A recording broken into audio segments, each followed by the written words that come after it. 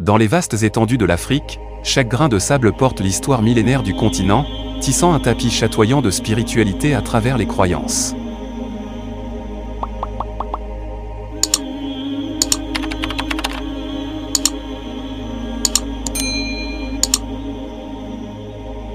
Alors que le christianisme, propulsé par les navigateurs européens, cherchait son chemin à travers les mers tumultueuses pour atteindre les rives africaines, et que l'islam, porté par les Arabes du désert, imprégnait les oasis et les villes, les racines profondes de l'Afrique nourrissaient une foi bien différente, le kémitisme.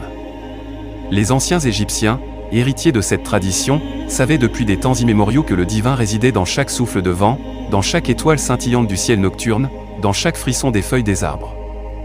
Pour eux, la spiritualité n'était pas seulement un ensemble de dogmes à suivre, mais une communion profonde avec la nature et l'univers. Alors que les religions étrangères, le christianisme et l'islam, s'installaient dans le paysage africain, le kémitisme restait un phare pour ceux qui se tournaient vers leurs ancêtres et leurs racines. C'est une religion des hommes noirs, forgée dans les déserts arides et les vallées fertiles du Nil bien avant que les premières pierres des églises ou des mosquées ne soient posées sur le sol africain. Dans le kémitisme, les dieux étaient multiples, tout comme les facettes d'un diamant étincelant.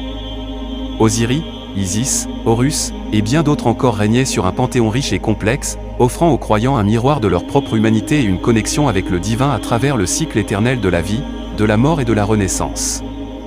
Alors que les vents du changement soufflaient sur l'Afrique, apportant avec eux de nouvelles idées et de nouvelles croyances, le kémitisme résistait, un rappel vibrant de l'ancienne sagesse qui coulait dans les veines du continent. Les dieux noirs, les rites mystérieux, les hiéroglyphes envoûtants continuaient à évoquer un passé glorieux et un avenir imprégné de la magie des temps anciens. Ainsi, même au milieu des tumultes des religions étrangères, le kémitisme demeurait une lumière éclatante, rappelant à tous que l'Afrique, berceau de l'humanité, portait en elle des trésors spirituels aussi vastes et profonds que les étoiles dans le ciel africain.